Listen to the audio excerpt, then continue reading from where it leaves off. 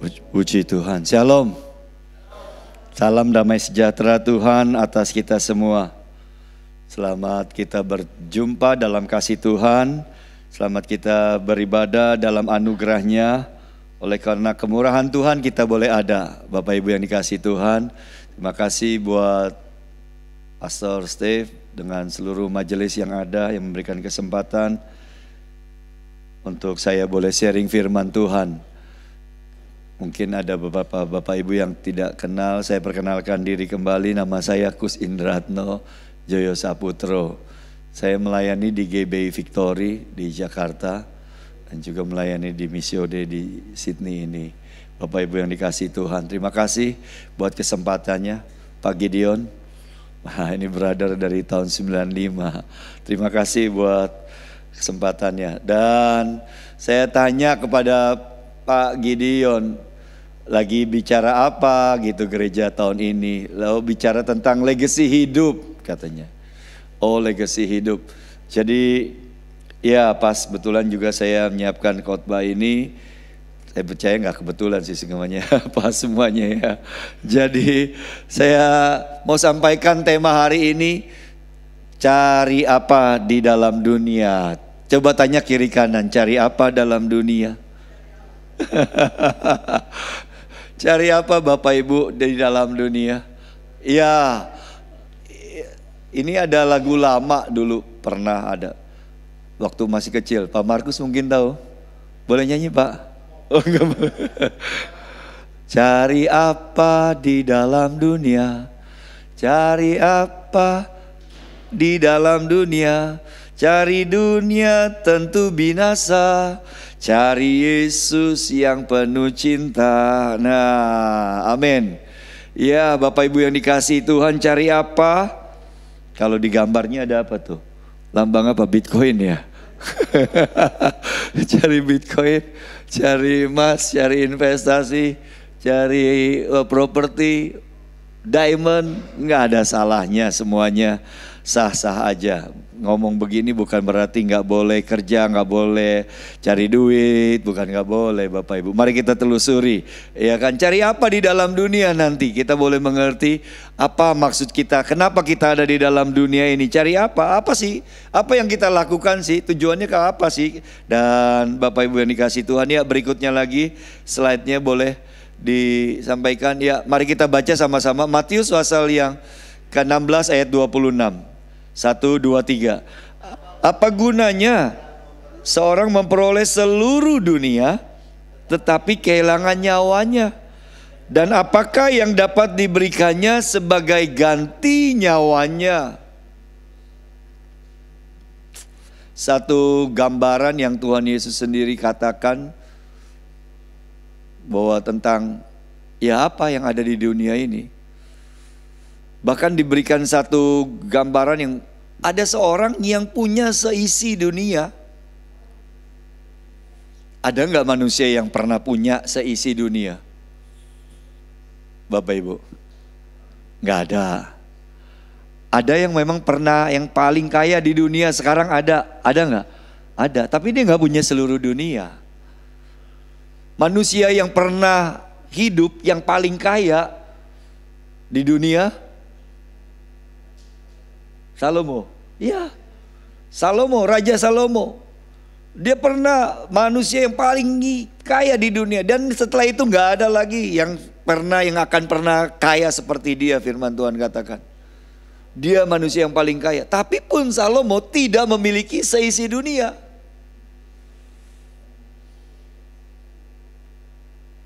Masih banyak orang lagi yang lain, raja-raja yang lain. Begitu juga sekarang. Sekarang yang paling kaya siapa ya? Elon Musk kah?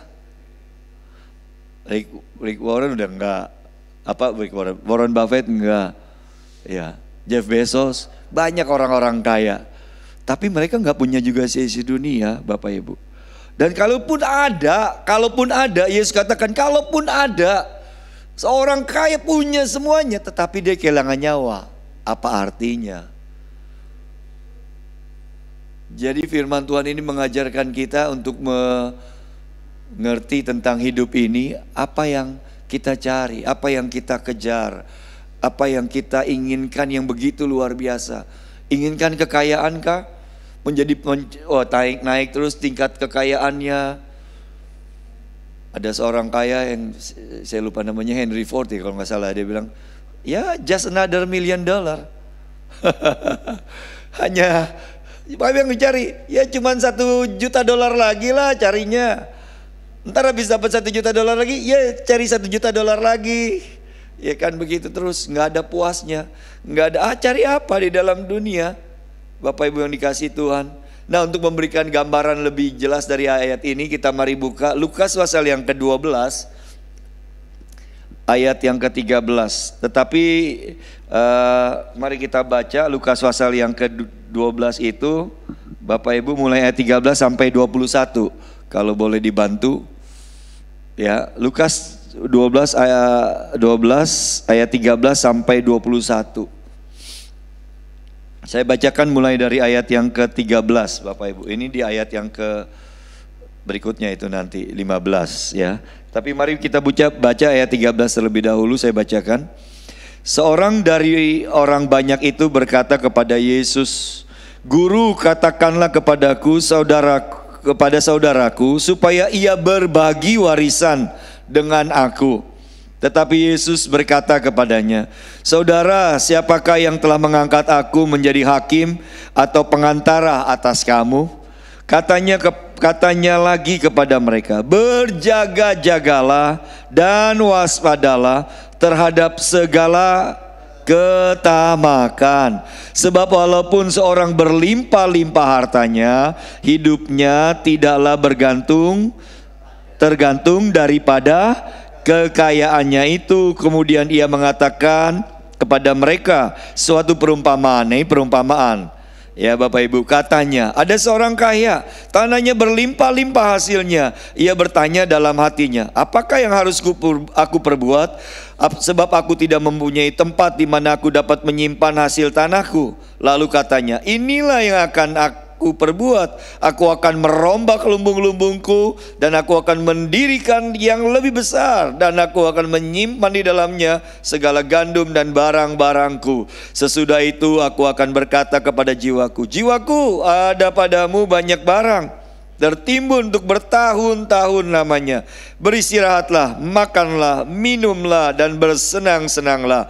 Tetapi firman Allah kepadanya, hai engkau orang yang bodoh, pada malam ini juga jiwamu akan diambil daripadamu, dan apa yang telah kau sediakan untuk siapakah itu nanti?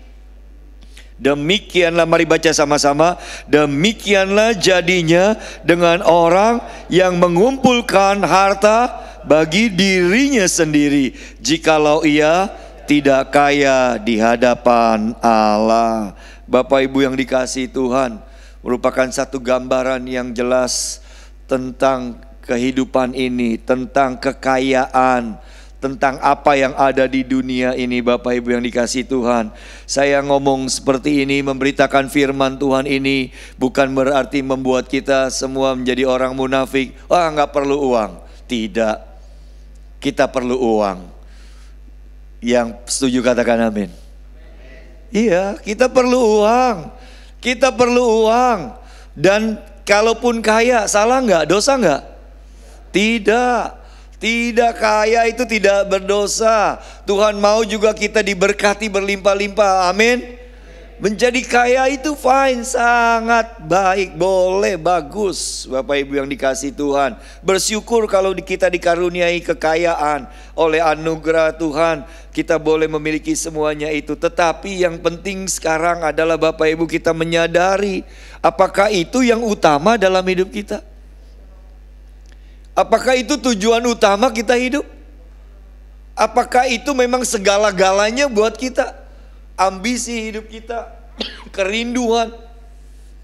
Dari kecil seringkali kita tanpa sadar mungkin mau jadi apa nanti, harus jadi orang.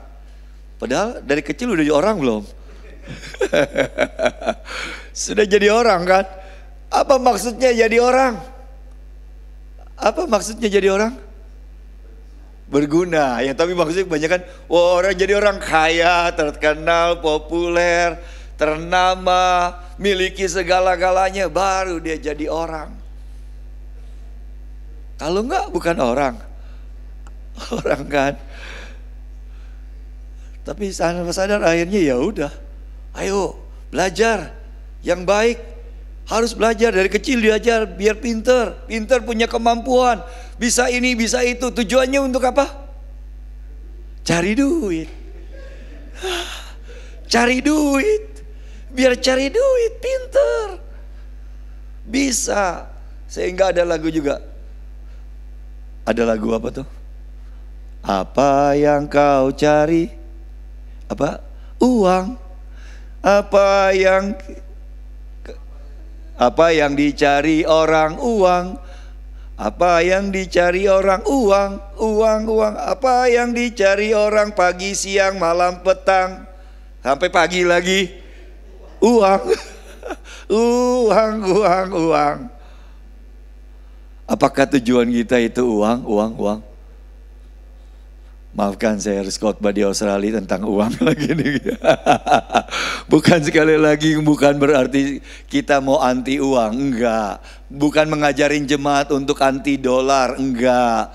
Enggak, tetapi bagaimana kita menyikapi kehidupan ini. Karena kalau itu yang kita cari, Bapak Ibu yang dikasih Tuhan, seperti firman Tuhan yang kita baca tadi, bahwa kalau itu aja, keuangan, kekayaan, harta benda, gandum banyak, lumbung terus, properti kumpulin terus. Kalau cuman itu, akhirnya gak pernah puas, Tuhan bilang bodoh. Dalam perumpamaan itu, contoh, kalau Bapak Ibu yang jadi orang kaya dalam perumpamaan Tuhan Yesus, apa yang Bapak Ibu lakukan?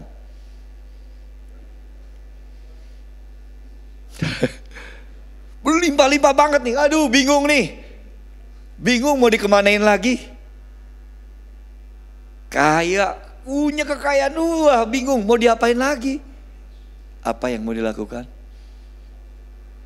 Ada yang boleh kasih saran atau jawaban? Gak ada yang salah, bukan soal benar atau salah. Apa Pak?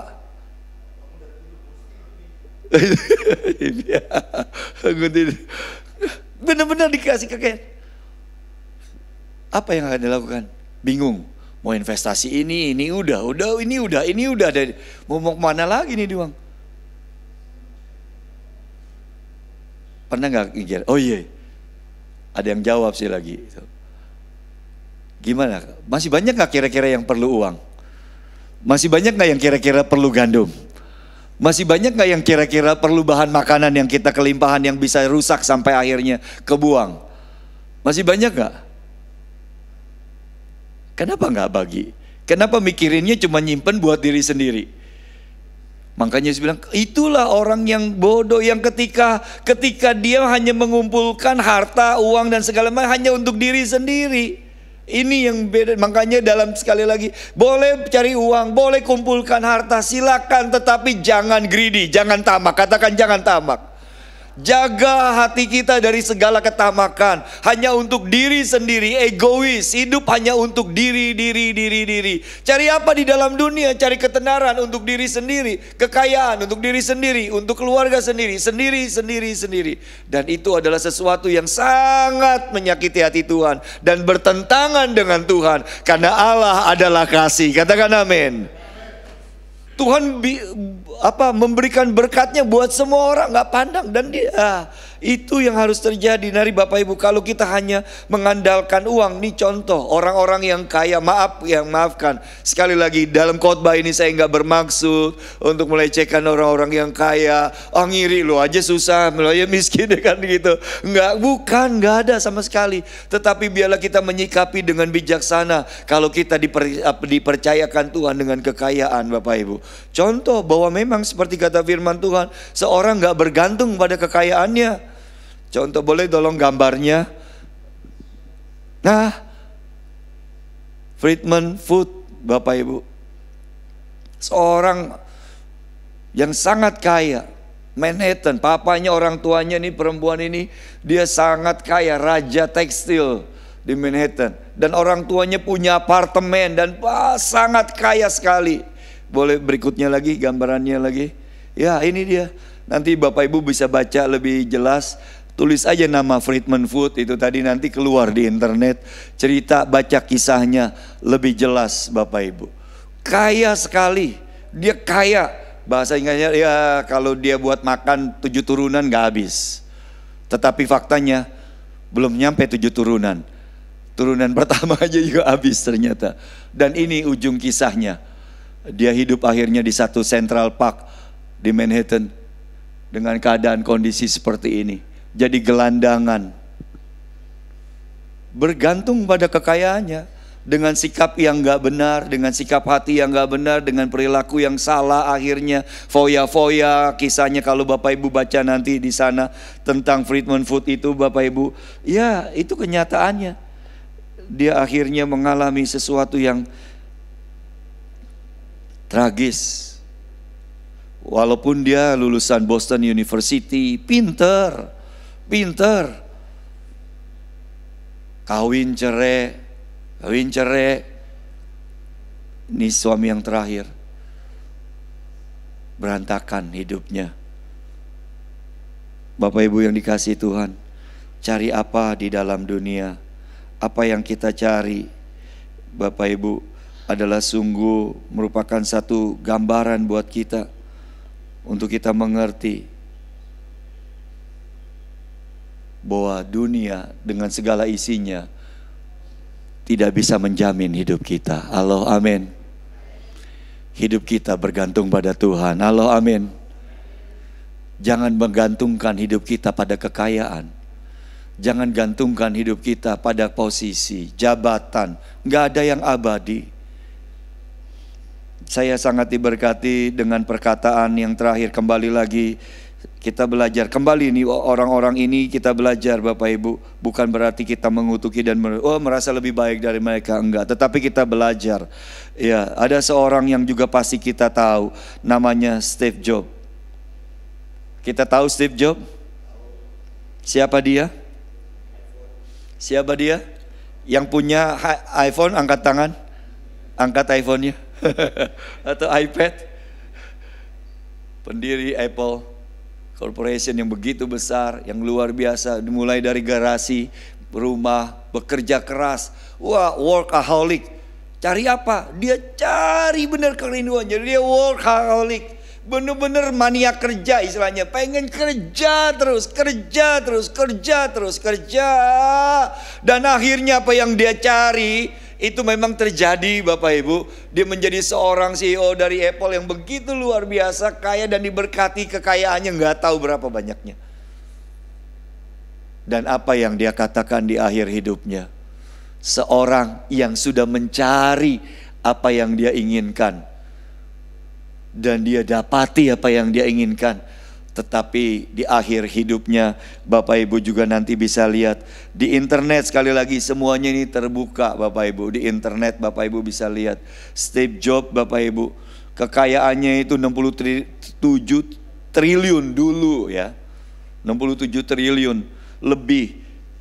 Kata-kata Steve Jobs sebelum meninggal, dia akhirnya meninggal. Dalam dunia bisnis, aku adalah simbol dari kesuksesan. Seakan-akan harta dan diriku tidak terpisahkan. Karena selain kerja, hobiku tidak banyak. Jadi hobinya cuma kerja aja terus. Kerja terus. Cari apa di dalam dunia? Ngapain di dunia? Kerja.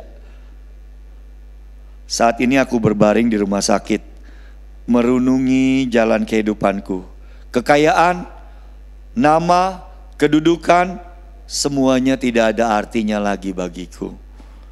Malam yang hening, cahaya, suara mesin di sekitar ranjangku, bagaikan nafas maut, kematian yang mendekat pada diriku. Sekarang aku mengerti, seseorang asal memiliki harta secukupnya untuk digunakan dirinya dan membantu sesamanya, itu sudah cukup. Yang ngomong bukan saya, yang ngomong Steve Jobs, seorang yang sangat kaya. Mengejar kekayaan tanpa batas itu bagaikan monster yang mengerikan. Tuhan memberikan kita organ-organ perasa agar kita bisa merasakan cinta kasih yang terpendam dalam hati kita yang paling dalam. Tetapi bukan kegembiraan yang datang dari kehidupan yang mewah. Itu hanya ilusi saja, sorga ilusi saja.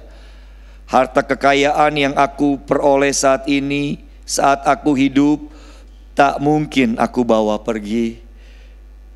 Yang bisa ku bawa adalah kasih yang murni, yang selama ini terpendam dalam hatiku. Hanya cinta kasih itulah yang bisa memberiku kekuatan dan terang. Ranjang apa yang paling mahal di dunia? Apa Bapak Ibu? Ranjang orang sakit, betul. Orang lain bisa membukakan pintu mobil untukmu, orang lain bisa kerja untukmu, tetapi tidak ada orang lain yang bisa menggantikan sakitmu dan sakitku. Barang hilang bisa didapat kembali, nyawa hilang tidak akan bisa didapat kembali. Saat kamu masuk ke ruang operasi, kamu baru sadar bahwa kesehatan itu betapa berharganya. Kita berjalan di jalan kehidupan ini dengan jalannya waktu, suatu saat akan sampai tujuan. Bagaikan pentas pun tirai panggung akan tertutup dan pentas akan berakhir. Yang patut kita hargai dan sayangi adalah hubungan kasih antara keluarga, cinta suami istri, dan kasih persahabatan antar teman dan sesama. Amin. Amin. Balik lagi kembali ke slide-nya. Cari apa di dalam dunia? Tanya lagi kiri kanan Bapak Ibu, cari apa dalam dunia? Atau jangan tanya kiri kanan deh, sekarang tanya diri, cari apa Kus? Cari apa Mas Bro Gideon? Tanya diri kita sendiri. Ayo cari apa? Ayo kita mau cari apa nih? Dalam perumpamaan ada seorang yang ribut, ya kan, tuh datang sama Tuhan. Tuhan jadi hakim, jadi beresin, ngomong ini saudaraku, bagi warisan. Ternyata dia yang cari warisan Bapak Ibu. Yang utamanya warisan. Ada banyak orang sakit hati akhirnya sama saudara, gak ketemu lagi, bahkan sampai mati gak datang lagi. Gara-gara warisan, legacy hidup ya. Makanya apa? Harta kekayaan. Kemudian anaknya berantem, ribut, terus dan berantakan. Itu yang kita mau kasih tinggal dalam hidup ini. Cari apa di dalam dunia? Bapak Ibu gak kenal, kemarin sebelum berangkat ke sini saya diajak seorang teman, sahabat, ngobrol-ngobrol. Makan ngobrol lalu dia cerita tentang saudaranya, sepupu jauhnya juga lagi. Yang baru kemudian meninggal setelah mengalami sakit yang cukup panjang berapa bulan di ICU di Singapura. Dan wah berapa puluh miliar katanya habis dan segala macam lah. Dan kemudian dia bilang, aduh, dia seorang yang sangat kaya. Seorang yang sangat kaya. Dihitung-hitung katanya akhirnya 8T kira-kira, 8 triliun. Tetapi yang sedihnya adalah ketika dia belum meninggal itu, dalam satu perjalanan kehidupannya istri dan anaknya meninggalkan, diceraiin. Istrinya cerai, ninggalin dia, anaknya juga. Sehingga dia hidup sendiri. Dia hidup sendiri dan dia bekerja keras. Dia bangun kerajaannya, hotel di mana-mana di Tanjung Lesung, ada 90 hektar lebih. Wah, di mana-mana di Lampung, di Jawa, begitu luar biasa dan gak terhitung secara itunya banyak banget. Tapi dalam suatu ketika sakit dadak lalu gak bisa ditangani, bawa ke Singapura, gak bisa ditolong lagi. Tanpa bisa bikin surat will, surat warisan. Akhirnya yang terjadi sedih sekali. Dia cerita, dia sepupu, salah satu adiknya itu teman dia deket. Ngomong lagi, di rumah duka aja udah ribut. Di rumah duka udah ribut. Dan sampai sekarang masih ribut untuk pembagiannya. 8T, dia punya 8 saudara. Mestinya kan bersyukur ya. Siapa yang mau $1 juta? Bersyukur. Atau $10.000 dapat, syukur banget gak? Banget. Saya bilang, coba dong bro, sampein. Kalau dia nggak ada apa-apa, dapat 1 M, 10 M, bersyukur banget kan? Ya udah lah, dapat berapa aja juga patut bersyukur. Nggak ada apa-apa, itu benar-benar anugerah. Udah jangan ribut, apalagi sama saudara. Iya, saya juga udah ngomongin begitu, tapi sekarang ribut. Warisan. Cari apa dalam dunia? Nyadar nggak? Kalau satu kali yang ribut ini saudara pun juga nanti seperti kokonya yang meninggal, yang nggak akan bisa bawa apa-apa. Akan dilepas. Cari apa di dalam dunia? Ingat, saya harus ingatkan diri saya, dunia bukan tempat kita untuk selamanya. Katakan amin. Dunia bukan rumah kita selamanya. Enggak, kita enggak akan selama-lamanya di dunia. Siapa yang mau selamanya di dunia? Angkat tangan. Puji Tuhan, berarti almarhum Pastor Agus berhasil. Amin. Untuk menyampaikan kebenaran. Amin.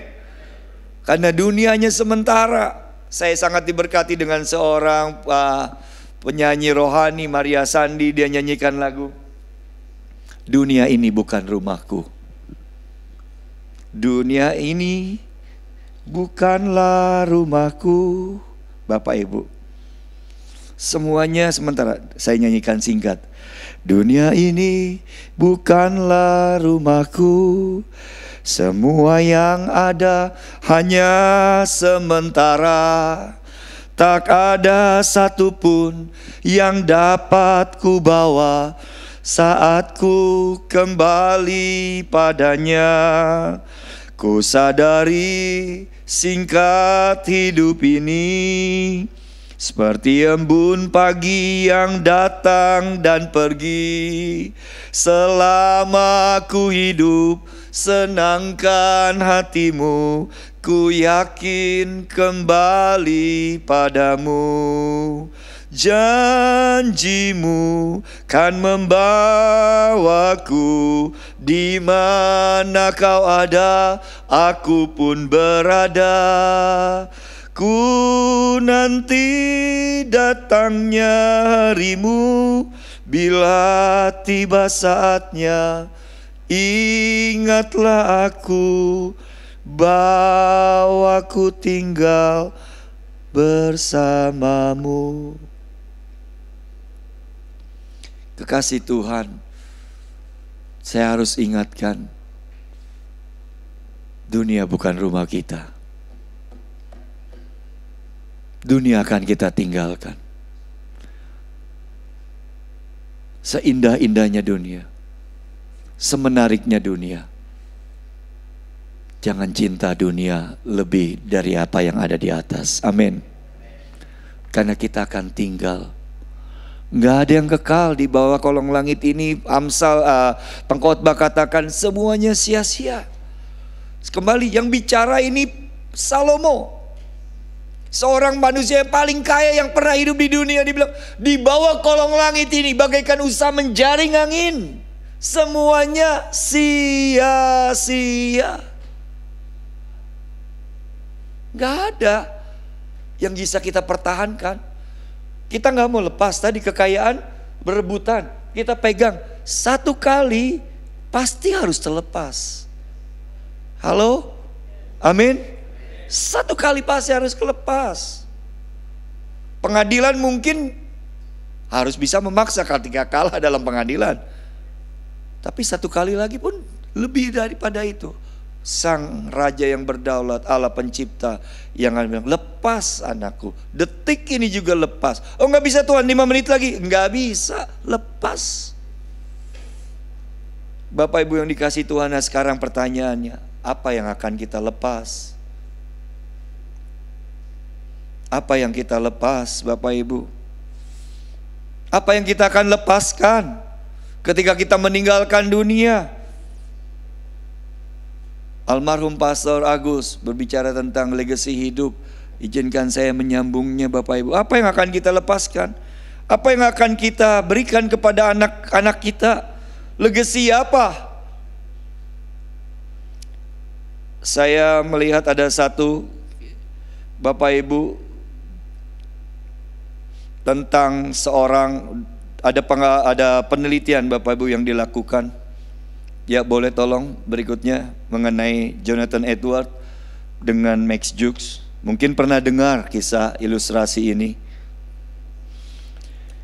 Ada dua pribadi, dua orang yang hidup di zaman yang hampir bersamaan, 1700-an. Ini lama, tetapi ini menjadi satu fenomena dan menjadi satu kenyataan yang disampaikan terus berulang di Amerika Serikat, Bapak Ibu. Dalam suatu penelitian terhadap keturunan Jonathan Edwards yang merupakan seorang hamba Tuhan dan Max Jukes seorang penganut ateis. Keduanya hidup di New York dan tinggal di daerah yang sama pada tahun yang hampir sama. A.E. Winship, A Study in Education and Heredity, tahun 1900-an, itu mengungkapkan bahwa ada dua orang Amerika yang memiliki kisah dan nasib hidup yang berbanding terbalik. Seorang Max Jukes yang tidak percaya Tuhan, seorang ateis yang menentang Tuhan. Diteliti dari 560 keturunannya, 300 orang mati sebagai pengemis. Miskin sekali hidupnya. 150 orang menjadi penjahat, 7 orang diantaranya adalah pembunuh, 100 orang terkenal sebagai pemabuk, dan lebih dari setengahnya keturunan perempuan adalah pelacur. Bahkan yang lebih menyedihkan, keturunan Max Jukes, kalau dihitung-hitung kejahatan dan segala macam yang dilakukan, itu merugikan pemerintahan Amerika pada waktu itu aja senilai 1 miliar 25 juta dolar. Nah, berbanding terbalik dengan keturunan Jonathan Edwards adalah seorang Kristen yang cinta Tuhan, yang setia, yang melayani Tuhan, dan hidup pada zaman yang era yang sama. Dan kemudian akhirnya diteliti keturunan dari Jonathan Edwards, Bapak Ibu. Dia menikah dengan seorang wanita muda yang saleh, dan dari keturunannya 1394 keturunannya ditelusuri, 295 lulus kuliah, 13 orang diantaranya menjadi rektor, 3 orang dipilih menjadi senator Amerika, 3 orang sebagai gubernur negara bagian, 30 orang menjadi hakim, 100 orang pengacara, 100 orang misionaris, pengkhotbah, penulis terkenal, 80 orang bekerja di kantor pemerintahan, 75 menjadi perwira angkatan bersenjata, 65 orang menjadi profesor, 3 orang menjadi wali kota-kota besar, 1 orang pengawas keuangan di departemen pemerintahan Amerika, dan 1 orang menjadi wakil presiden Amerika Serikat. Sangat beda sekali apa yang ditinggalkan oleh Max Jukes dengan Jonathan Edwards. Biarlah ini boleh menjadi pesan buat kita para orang tua. Apa yang kita lepaskan, legacy apa yang kita tinggalkan buat keturunan kita. Bahkan bukan hanya keturunan pertama, anak, keturunan kedua, cucu, keturunan ketiga, bahkan sampai keempat. Kehidupan kita memiliki dampak bukan hanya buat kita, suami istri, husband and wife, tapi anak-anak, anak dari anak-anak, anak dari cucu. Halo, amin. Apa yang kita cari? Sejak semula Tuhan menciptakan manusia Adam dan Hawa, keluarga ditempatkan di Taman Eden dengan kerinduan untuk penuhi bumi ini. Taman Eden dengan kemuliaan Tuhan. Halo, amin. Manusia diciptakan serupa dan segambar dengan Allah. Dan Tuhan mau keturunan manusia, keturunan Adam dan Hawa, itu juga memiliki kemuliaan Tuhan, serupa dan segambar dengan Allah. Halo, amin. Dan biarlah ini juga boleh menjadi kerinduan kita, para orang tua, untuk kita boleh mempersiapkan generasi berikut, our descendant, keturunan-keturunan kita, membentuk mereka, mengajar mereka dalam takut akan Tuhan, untuk mereka menjadi pribadi-pribadi yang menjadi serupa dan segambar dengan Tuhan. Halo, amin. Kita harus melahirkan generasi-generasi mulia, bukan hanya sekedar kaya, bukan sekedar pintar, tetapi generasi yang berkarakter ilahi, generasi yang serupa dan segambar dengan Allah. Apa yang kita cari di dunia? Oh ya, bagus. uang, harta, kerjaan, usaha buat anak bagus. Tetapi izinkan saya berkata, tidak cukup kalau hanya itu. Halo Bapak Ibu, amin. Biarlah ini menjadi perenungan kita pagi ini.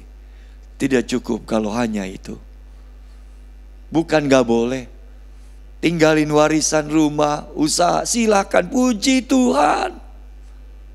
Tapi di atas segalanya, bekali mereka dengan kecintaan akan Tuhan. Ketergantungan dengan Tuhan.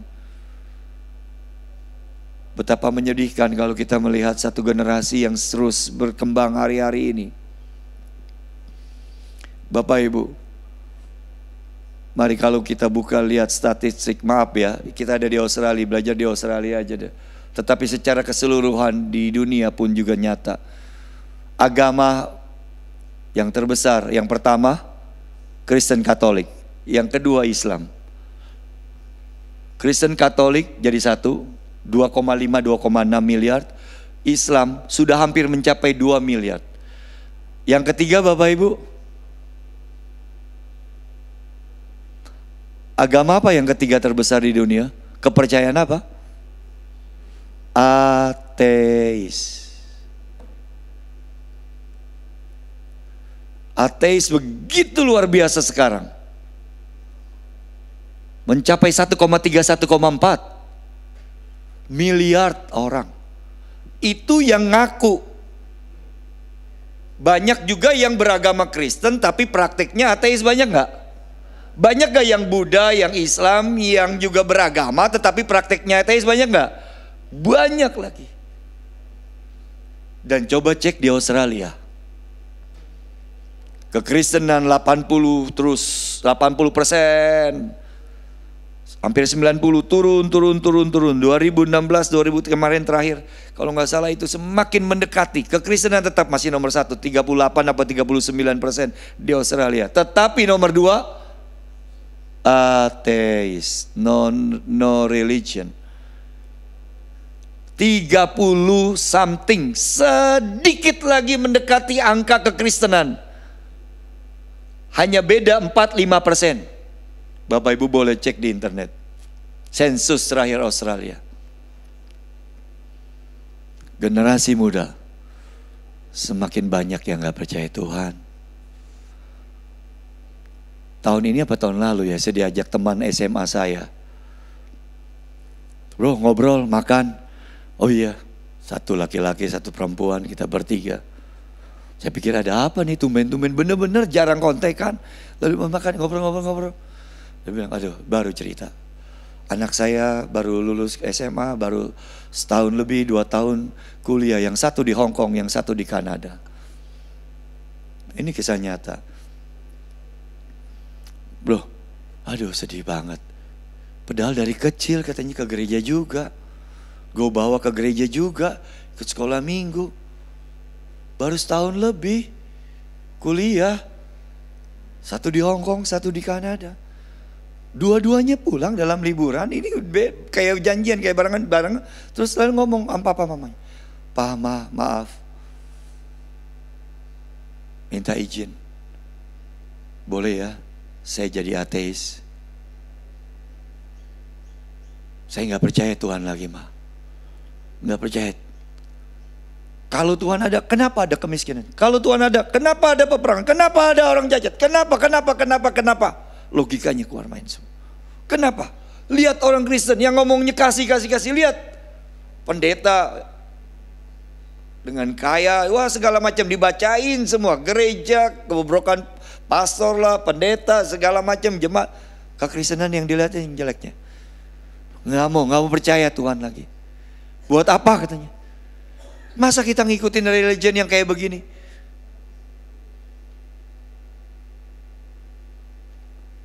Kita mesti waspada, cek, cari apa kita dalam dunia. Ayo persiapkan generasi berikut Bapak Ibu yang dikasihi Tuhan. Sangat penting untuk kita mempersiapkan generasi berikut. Anak-anak, Kebahagiaan kita orang tua, Yohanes katakan, aku bersuka cita ketika melihat anak-anakku hidup dalam kebenaran. Katakan amin. Yang paling bahagia buat kita adalah hidup ketika melihat anak-anak kita hidup dalam kebenaran, hidup dalam takut akan Tuhan, hidup mengasihi Tuhan, hidup menggenapi rancangan Tuhan, destiny Tuhan buat hidup mereka. Itu adalah satu pencapaian yang luar biasa. Keberhasilan saya bukanlah apa yang saya punya. Yang saya punya gelar, kaya, no. Keberhasilan saya, seorang mengatakan keberhasilan kita bukan apa yang kita punya, apa yang kita capai. Keberhasilan kita adalah apa yang terjadi dengan anak-anak dan keturunan kita. Halo. Siapa anak-anak kita? Bagaimana hidup mereka? Karena tugas mandat yang utama yang Tuhan berikan kepada kita ada di dunia, Adam dan Hawa, adalah memultiplikasi gambar Allah. Memultiplikasi, melipat gandakan gambar Allah. Biarlah keturunan kita di dalam hidup mereka ada gambar Tuhan. Mereka serupa dan segambar dengan Allah. Halo, amin. Ini adalah salah satu tugas utama kita di dunia. Beranak cucu, penuhi bumi, taklukkanlah itu. Tuhan bilang taklukkan, kamu nikmati semuanya, boleh. Kamu gunakan semuanya itu, kamu nikmati semuanya itu. Tapi tujuannya untuk kemuliaan bagi nama Tuhan. Katakan amin. Bumi penuh kemuliaannya. Bagaimana bumi penuh dengan kemuliaannya? Ketika generasi ke generasi mereka dilahirkan, kemudian dibangkitkan menjadi pribadi-pribadi yang serupa dan segambar dengan Allah. Itulah kerinduan hati Bapa. Bumi penuh kemuliaannya. Tetapi maaf, kita harus berhadapan dengan satu fakta kenyataan. Bumi penuh dengan kejahatan. Hari-hari ini bumi penuh dengan dosa. Hari-hari ini bumi penuh dengan kebejatan, kerusakan moral. Bukan hanya terjadi di luar sana yang gak pernah dengar firman, di dalam gereja orang percaya itu sudah terjadi. Makanya gak heran generasi muda kita sekarang mencari figur, siapa yang dapat dianut, siapa yang menjadi contoh teladan. Lihat aja gereja kayak gini. Betapa menyedihkan. Bapak Ibu yang dikasihi Tuhan, Tuhan akan segera datang. Halo, amin. Percaya, Tuhan akan segera datang. Yesus Kristus akan datang kali yang kedua. Segera, waktunya amat sangat singkat. Mari persiapkan generasi kita. Legasi hidup apa yang kita tak berikan, bekali dalam hidup mereka. Ini adalah satu tugas yang utama. Buat saya, itu menjadi prioritas hidup saya. Waktu dalam pacaran, waktu sebelum menikah, saya sempat ngobrol, sharing diskusi dengan mantan pacar, sekarang istri ya. Saya sampai sempat ngomong, itu tahun 90 berapa saya menikah? 95. Sebelum 95 menikah saya bicara antara 93 94, tahun 1994 antaranya. Saya bilang, namanya Mercury Dewi, panggilnya Dewi. Wi, kita nggak usah punya anak aja ya. Ngelihat tahun itu aja saya udah bisa melihat dan memberikan gambaran. Waduh, makin gak punya anak deh. Daripada nanti kita punya anak, kita gak bisa didik baik-baik, dia gak hidup dalam takut akan Tuhan, dia jauh, jawanya binasa. Aduh, perasaan kayak apa, hati hancur kayak apa. Saya bilang lebih baik kita gak punya ya. Tapi ternyata salah juga. Tapi dasar itu membuat kami kemudian berkomitmen. Kalau Tuhan karuniakan kami anak, kami gak akan lepas sedetik pun. Kami akan benar-benar komit bawa anak ini kepada Tuhan. dan serahkan kepada Tuhan. Dalam hamil, kita terus saya tumpang tangan, istri saya baca firman Tuhan, Injil, Mazmur, Amsal, terus bacain. Lahir terus, setiap hari pokoknya pagi, siang, malam, kalau kita, I love you, God bless you, selalu, I love you, God bless you. Wah, harus terus kawal, terus kawal, terus kawal. Ayo, karena apa? Kalau enggak begitu, dunia dengan segala macam, apalagi sekarang, maaf nih, nyata kan? Anak 2 tahun jago iPad kan? Gak usah diajarin, buka YouTube. Bahkan kita belajar sama dia.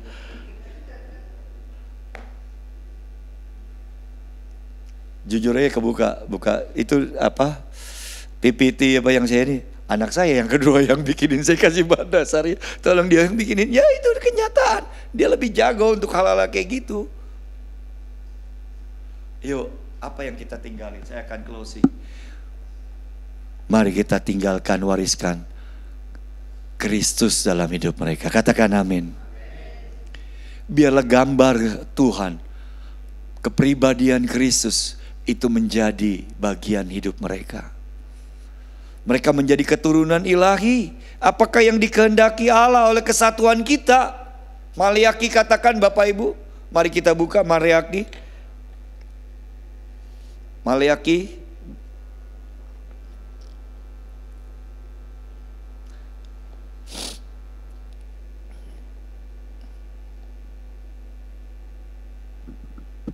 Ayat 15. Maliaki 2 ayat 15 tolong. Makasih. Saya akan akhiri dengan ini. Inilah apa yang kita cari, Bapak Ibu. Legacy berkaitan dengan legacy hidup. Apa yang Tuhan kehendaki dari kesatuan kita suami istri, Bapak Ibu yang dikasih Tuhan. Yuk, Maliaki pasal 2 ada, tolong. Ayat yang ke-15 atau buka di handphone atau di iPad Bapak Ibu semua masing-masing. Sudah dapat? Saya bacakan. Bukankah Allah yang esa menjadikan mereka daging dan roh? Dan apakah yang dikehendaki dari kesatuan itu? Kesatuan suami istri. Ini karena bicara tentang suami istri. Ada yang suami tidak setia pada istri masa mudanya di ayat yang ke-14 itu. Ya. Dan apakah yang dikehendaki dari kesatuan itu? Keturunan ilahi. Jadi jagalah dirimu dan janganlah orang tidak setia terhadap istri daripada masa mudanya. Bangsa Israel ditegur sama Tuhan, mereka bawa korban persembahan kepada Allah. Tetapi Tuhan bilang, kamu banjiri, ditolak persembahannya. Kenapa? Karena membanjiri mezbah Tuhan dengan air mata. Air mata siapa? Air mata istri masa muda, istri pertama yang kepadanya engkau tidak setia, kata Tuhan.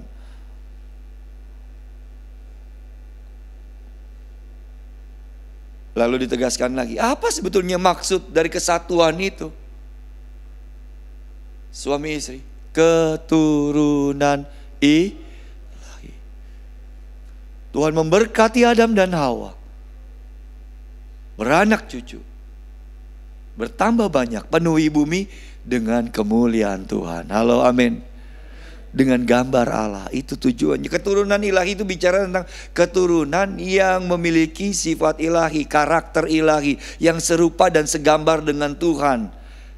Dan itu hanya bisa terjadi di dalam Yesus Kristus Tuhan. Katakan amin. Karena dosa sudah merusak gambar Allah dalam hidup kita. Hanya Yesus yang sanggup memulihkan gambar Allah dalam hidup kita. Hanya Yesus Kristus Tuhan dengan penebusan yang sempurna menjadikan kita bisa menjadi serupa dan segambar dengan Dia. Begitu juga dengan keturunan kita. Jadi hal yang utama dan yang sangat utama, lebih dari emas, perak dan permata, biarlah kita yang sudah dapati itu, yaitu apa? Yesus Kristus. Itu yang harus kita terus. Jangan jemu, jangan bosan. Ngomong, Ulangan 6 bilang, ketika kamu berdiri, ketika kamu duduk, ketika kamu lagi makan, ketika kamu lagi jalan di depan pintu, ngomong sama anak kita. Halo, katakan amin. Ngomong sama keturunan kita. Ajar mereka firman Tuhan, ajar mereka takut Tuhan, ajar mereka cinta Tuhan. Halo, amin. Ini yang penting Bapak Ibu. Lebih dari segalanya. Dunia akan hilang, lenyap. Kalau kita kasih itu, ingat dunia ini ya udah disiapin untuk dihancurkan. Yang pertama dihancurkan dengan air bah. Yang kedua kali firman Tuhan dengan jelas 2 Petrus itu katakan akan digulung habis dengan api. Langit yang ada, bumi yang ada sekarang habis lenyap. Buat kita tapi yang serupa dan segambar dengan Tuhan, yang percaya kepada Kristus, Tuhan sudah siapkan kita langit baru, bumi yang baru. Katakan haleluya. Haleluya, amin. Biarlah kita dan keturunan kita boleh ada sampai nanti di langit baru dan bumi yang baru. Kenapa? Karena percaya Yesus Kristus dan ada ini dia langit baru, bumi baru. Betapa indah. Bayangkan Bapak Ibu. Dan ini perlu kita lakukan untuk kita mempersiapkan kita. Kita ada di sana bersyukur. Tapi memang gak bisa nangis lagi sih di sana. Tapi anak kita gak bersama kita di sana.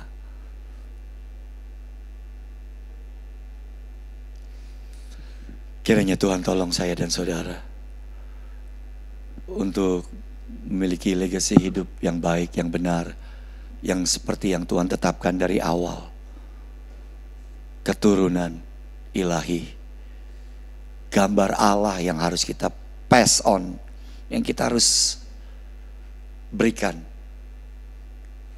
Nilai-nilai kebenaran Yesus Kristus, itu yang kita harus melengkapi. Yang lain tambahan, katakan tambahan.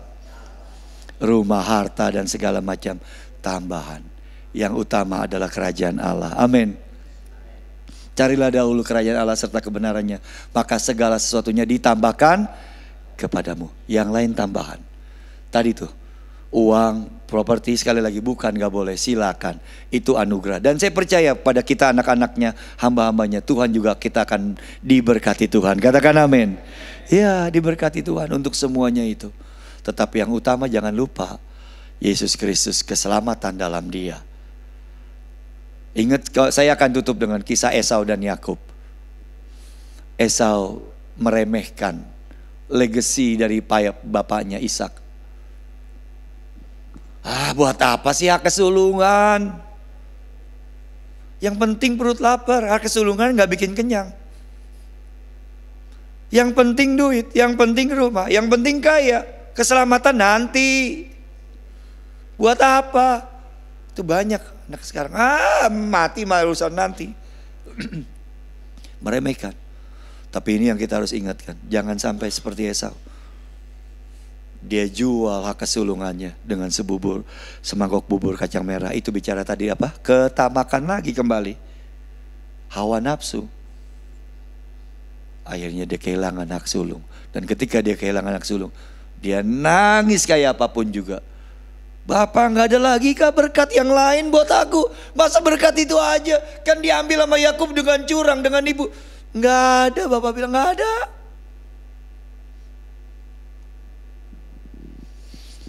Kiranya Tuhan tolong setiap kita. Ayo, legasi hidup kita adalah Kristus Yesus. Amin.